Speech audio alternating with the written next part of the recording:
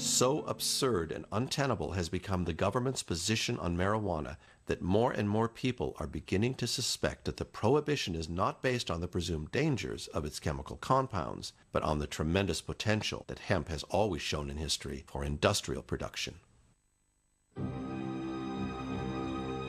Known since ancient times as the miracle plant, the sister of man, a gift from the gods, the history of cannabis is deeply linked to human history. Since the dawn of civilization, the cannabis plant has been an invaluable source for the production of textiles, paper, food, and fuel materials, in addition to providing a wide range of important medicinal remedies. You can make paper out of it, that you can make cloth out of it, you can make cord out of it, you can make oil, you can make medicine. You can make food out of hemp seed oil, you can burn it in a lamp, you can make rope, you can make parachute cordage and tie your shoes, and the Constitution was really printed on hemp paper. You can make plastic from hemp, paper from hemp, wood from hemp, oil from hemp, fuel from hemp, name it. The cannabis plant is very resistant, can grow at almost any latitude, requires no herbicides or pesticides to be cultivated, and grows faster than almost all other crops. Cannabis can produce up to 25 tons of biomass a year per cultivated acre, an extraordinary feat. The two most common species of cannabis are sativa and indica. The first one, taller and slender, has a thinner foliage and can reach up to 24 feet in height. Indica is much stockier and thicker in foliage. Also, the sativa leaves are thinner and more elongated, while those of the indica are shorter and more well-rounded. A third type of cannabis, less common, is the ruderalis, which grows mainly in the colder regions of Central Asia. The chemical compound causing the mental alterations in the smoker, called THC, is found only in the leaf and flower of cannabis. The rest of the plant can be used to derive hundreds of useful products without having to discard a single gram. The stalk of cannabis is composed of an inner, more woody and rigid part, and an outer wrapping, which is softer and fibrous in nature. From the central stem, the pulp for paper production is harvested. The oldest cannabis paper dates back to the Chinese Empire of 4000 BC. In Europe, the use of cannabis paper began in the 8th century under the Emperor Charlemagne, who strongly encouraged its cultivation. Used by monks to copy the Holy Scriptures, cannabis paper also provided the parchments for the first Bible printed by Gutenberg. The outer wrapping of the stem produces the fiber needed to make ropes and fabrics, which are universally recognized for their quality and durability. Literally millions of miles of rope of all types and sizes have been produced with cannabis fiber in the course of history. For centuries prior to about 1850, all the ships that sailed the western seas were rigged with hempen rope and sails. A 44-gun frigate took over 60 tons of hemp for rigging, including an anchor cable 25 inches in circumference. The range of fabrics that can be produced with the fiber of cannabis is virtually unlimited. The beauty of the hemp fibre is that it could be many things depending on its method of cultivation and the method of processing. These can range from coarse hessians, industrial fabrics such as carpet backings, to the finest linens. With special steam treatment, the fibre can fibrillate and produce a cloth of a silky consistency, which is indistinguishable from natural silk. Fabrics from cannabis are generally softer and stronger than cotton. They cost less, and their manufacturing, unlike cotton, produces virtually no pollution. Hemp is undoubtedly the most durable of the natural fibres. The original Levi jeans were made from recycled sailcloth, which was made from hemp fibre, and it proved its worth under the most trying of conditions. The testing we've done over 3 years, 3 years of very hard wash and wear, don't make the slightest impression on the hemp fibre. It softens, but it doesn't weaken. The seeds of cannabis can be used as a food base, ground into a high-protein flour, or used to produce an excellent edible oil, rich in protein, carbohydrates, and essential fatty acids, such as omega-3 and omega-6. Hemp seed oil is unique in having such a high proportion of the omega-3 unsaturated fatty acids. with a very strong cardioprotective effect. It has a near complete balance of essential amino acids, second only to soybean. The oil of cannabis may also provide a superior fuel for illumination and domestic heating, or it can be used as fuel for cars in the form of ethanol. As you can see, there is no smoke emitting from this in this room. Try this with a tablespoon or two of gasoline, and you will have the comparative test.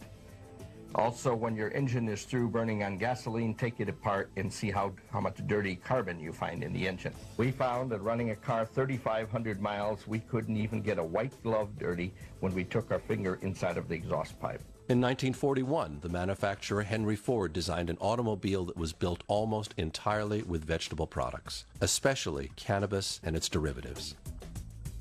The engine was already using a blend of 10% ethanol, while the body was made up of a special biodegradable plastic, much lighter but significantly stronger than a normal metallic body. In fact, there are at least 5,000 items that can be produced with cannabis. Amongst these are crackers, animal cages, insulation materials, textile fibers, guitar cases, sheets, rollers for massage, mascara, napkins, oatmeal, mattresses, footwear, t-shirts, shoelaces, earmuffs, diapers, baby pacifiers, pillows, hammocks, speaker boxes, shower curtains, chairs, deodorants, blankets, drums, coffee filters, clogs, sawdust for the stalls, curtains, hats, boots, ironing boards, underwear, towels, gloves, candles, surfboards, and even houses can be built in large part with cannabis products. Despite this, the production of cannabis is currently banned practically everywhere in the world. The problems for cannabis began in the 1930s. In the wake of the Industrial Revolution, a new movement in America was born. It was called Chemergy, and it listed the very Henry Ford among its founders. Instead of abandoning agriculture to itself and directing all the investments toward the industry, this movement sought to transform and harness the agricultural output in order to integrate it into industrial production. The idea was to use agricultural products, mainly cannabis, to provide the industry with all the raw materials it needed. But there was a major handicap in making the production of cannabis truly competitive. The separation of the fiber from the stalk still needed to be done by hand, and this slowed down the production while greatly increasing the cost. But the invention of a new machine, the decorticator, seemed to remove the last barrier for cannabis, finally promising unlimited success. At that time, the magazine Popular Mechanics published a landmark article entitled New Billion-Dollar Crop, in which it envisioned a tremendous revival of cannabis plantations all around the world. But not everyone seemed to be happy with the future success of this miracle plant. At that time, the magnate of pink journalism, William Randolph Hearst, had bought millions of acres of timber forests, which he intended to use to make paper for his ever more popular tabloid publications. With the return of hemp paper, far less expensive than tree paper, his empire was doomed to collapse in a short period of time. Another industry giant who was directly threatened by the return of cannabis was Lamont DuPont, the owner of the petrochemical company that had just bought the patents to create dozens of synthetic products from oil. Nylon stockings, brushes, men's clothing, and even tires for your car. And then Orlon, Dacron, synthetic sponges, cellophane, and a full range of products that would have been easily displaced on the market by their competitors made with hemp. Apart from the risk of losing millions of dollars, Hearst and DuPont had something else in common. They were both funded by one of the most powerful bankers of the time, Andrew Mellon. Andrew Mellon was also the owner of Gulf Oil, one of the so-called Seven Sisters. At that time, oil companies were expanding at great speed, but were likely to see their investments vanish by the mass production of cannabis, which offered a much cleaner and more economical fuel. Nor should we forget the young pharmaceutical industry, which was financed by two other powerful bankers, John Rockefeller and Andrew Carnegie. These people were conducting an all-out campaign to eliminate the accepted natural herbal treatments, including cannabis, from the pharmacopoeia, while trying to replace them with drugs created in the laboratory.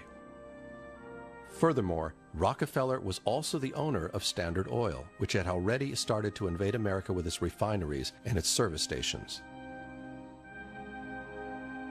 Thus was born this natural alliance between the synthetic textile industry, the oil industry, the producers of plastics and its derivatives, and the pharmaceutical industry.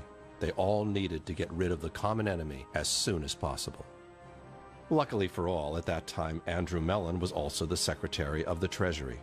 From that powerful position, he appointed his future son-in-law, Harry Anslinger, to be the head of the new Federal Bureau of Narcotics. Harry Anslinger had already had experience as a federal agent during Prohibition. His job was now to transform the crumbling bureaucracy of Prohibition, which in the meantime had been abolished, into a new weapon to combat and eradicate cannabis from the future of the nation. The Treasury Department intends to pursue a relentless warfare against the despicable, dope-peddling vulture who preys on the weakness of his fellow man. One, however, could not openly attack cannabis, which was a plant loved and respected by the vast majority. Hearst then had the brilliant idea to use the Mexican nickname marijuana, which was totally unknown to Americans at the time. In doing so, on one hand, he managed to divert the suspicions of the true objectives of the operation. On the other, by attaching the use of marijuana to blacks and Mexicans, it made it much easier to ride the growing wave of racism that was already sweeping across the country at the time. Adding fuel to the fire, Anslinger declared that marijuana is mostly used by Negroes, Hispanics, Filipinos, and entertainers. Their satanic music, jazz, and swing result from marijuana use. This marijuana causes white women to seek sexual relations with the Negroes, entertainers, and any others. The backlash was immediate, and soon a new green monster was born. The market was flooded with publications of all kinds in which marijuana, also known as reefer, became synonymous with sin, moral depravity, violence, recklessness, and even murder. From the most popular tabloids to adventure books, from comic strips to sophisticated magazines such as Cosmopolitan, all owned by Randolph Hearst, there was hardly a publication that didn't jump on the bandwagon of demonizing marijuana. Now that Puritan America had found its enemy, Anslinger felt it was time to extend the fear of contagion to the entire population. America is threatened by a new drug menace. Street corner vendors whose stock in trade is the deadly local weed marijuana pass it out in cigarette form. From ingeniously concealed containers, the reefers go to the waiting hands of deluded youngsters. Marijuana, the dried leaves and flowers of the Indian hempweed, is used in the form of a cigarette. Marijuana smoking, experts point out, can make a helpless addict of its victim within weeks, causing physical and moral ruin and death. Yes, let's go, Jack. I'm red hot.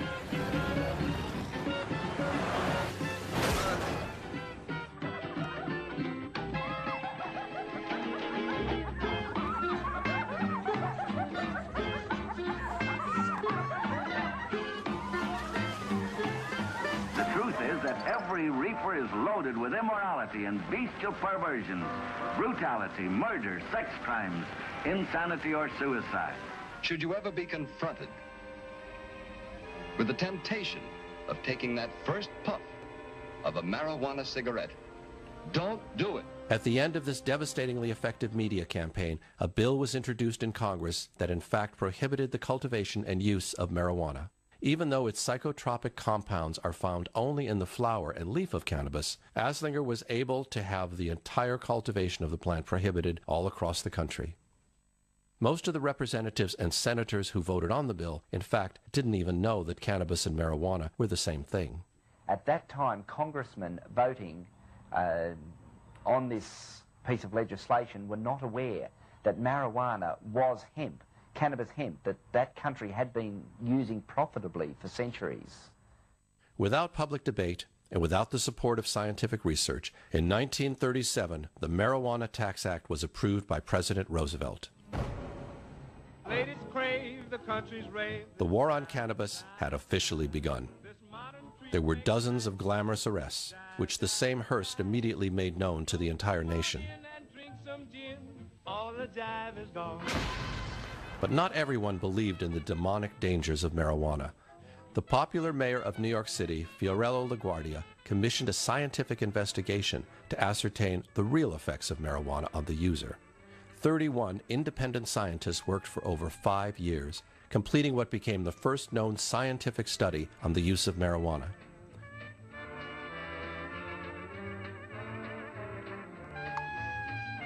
Published in 1944, the LaGuardia report showed surprising results.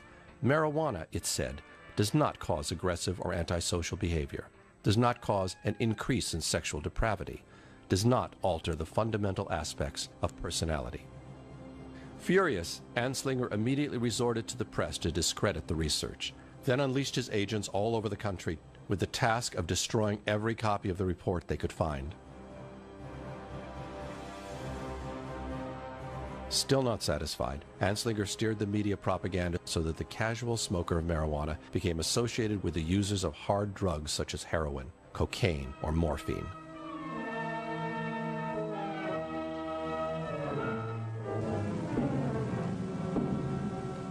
It is a symbol of narcotic addiction, is poisoning the blood of our country. But it occurs when the addict is deprived of his narcotic. He is experiencing withdrawal symptoms. He lives from fix to fix. The addict must have his drug, and to get it he must have money, and that much money comes hard. Marijuana is also smoked. Marijuana is the most prevalent narcotic among juveniles. Its greatest danger lies in the fact that it is a stepping stone to the harder drugs such as morphine and heroin. 95% of narcotic addicts begin with the use of marijuana. Based on this myth, which has never been confirmed by scientific research, the marijuana user was equated with the figure of the pathetic drug addict, the social reject, the loser who no longer had a chance of recovery. Building on this misinformation campaign, Anslinger convinced Congress to enact new laws which provided that the smoker of marijuana would suffer the same penalties as that of hard drug users such as cocaine or heroin. In 1956, the first arrest for possession of marijuana carried a mandatory sentence of 2 to 10 years in prison. In some states like Missouri, a second arrest for marijuana possession could be punished with life behind bars. Now that America was under control, Anslinger turned his attention to the rest of the world, where cannabis was still being cultivated freely. At the United Nations, Anslinger began knitting a Machiavellian web of diplomacy based on the growing power the United States could now exert over other nations. In 1961, Anslinger culminated his career by persuading the UN to unify all single existing treaties on drug control. Thus was born the Single Convention on Narcotic Drugs, to which more than 150 countries adhered. The convention established an international tribunal for the control of drugs and committed individual states, among other things, to combat and eradicate as soon as possible the cultivation of cannabis. Within a few years, the production of cannabis would become illegal virtually everywhere in the world. The petrochemical industry had won its battle, while the world received in exchange the huge ecological disaster we are witnessing today: air pollution, the contamination of aquifers, rivers, and the seabed, wild deforestation, extinction of animal species, global warming, and most importantly, our slavery to oil, which could be erased at any time by simply going back to cannabis as the basis for all fuel production. 100 years ago, the farmer produced all of the fiber, all of the medicine, all of the fuel, and all of the food that the society consumed. That's what farming is you raise those 4 basic categories: fiber, food, medicine, and fuel, and you sell them in the cities. They're the basic necessities of life. The money flows out of the cities back to the landowner and to the producer, where land is the means of production of wealth. It's been that way for thousands of years. Today, 100 years later, the farmer doesn't produce any fiber. If they do, it's cotton, which accounts for 50% of the pesticides and herbicides used in the agricultural sector. The farmer doesn't raise any medicine. It's all been monopolized by the pharmaceutical companies. The farmer doesn't raise any fuel. It's all been monopolized by the petrochemical companies. And if you go into a grocery store and look at the ingredients on the package, you'll find out how rapidly the farmer's being displaced from their heritage of food production. It's all been taken over by the synthetic manufacturers who, in producing these synthetic products, create the toxic waste and the hazardous byproducts with which we're having such a tough time dealing. And not only that, it concentrates wealth in the hands of fewer and fewer people all the time, because the means of production of wealth is no longer the land. It is now the factories and the shareholders and the people who own the controlling interest in those corporations.